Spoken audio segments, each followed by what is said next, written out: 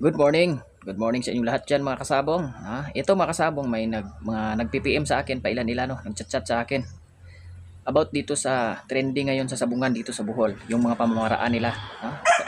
Dito sa amin mga kasabong, maraming nag-away, nagkakagulo na. Marami nang nagpo-post sa Facebook ng mga malalaking breeder at yung ibang mga tao na nagkakagulo na. Dahil dito sa Bohol,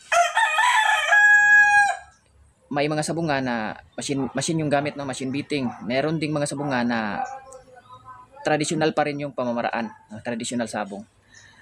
Nagkakagulo, nagkakagulo sila mga kasabong dahil ang gusto sa mga breeder, sa mga malaking magmamanok or sa mga backyard, gusto nila, pabor sila sa machine. Kasi nga, walang pulta, tapos malaki yung premyo, tapos walang pat money. Ang gusto naman sa ibang sabongero na pumupusta lang mga kasabong, yung mga pumapasok lang para magtrabisiya or pumapasok lang para pumupusta, ang gusto rin nila, ibalik ang traditional sabong. Dahil nga, malaki yung kaltas sa machine. Kaya, yan na, nagkakagulo na. Dahil maraming gusto na ibalik yung traditional, gusto rin ng iba, i-machine lahat. Kaya may nag-chat sa akin na mga subscriber ko sa YouTube at followers ko sa Facebook, nag-chat sa akin kung ano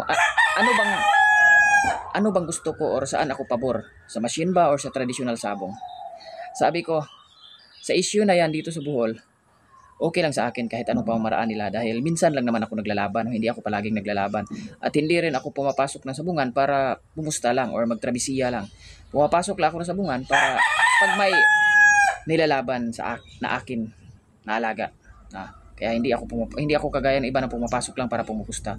Pumapasok lang ako pag meron akong nilalaban ng mga kasabong. Kaya sa ngayon, sa issue na yan, kahit ano, okay lang sa akin mga kasabong. Tsaka na siguro ako magre-react pag marami na tayong pera, no? Pag mayaman na tayo. Tsaka na ako magre-react kung anong pabor para sa akin sa ganyan. Pero sa ngayon, okay lang sa akin kahit ano mga kasabong. Okay, thank you.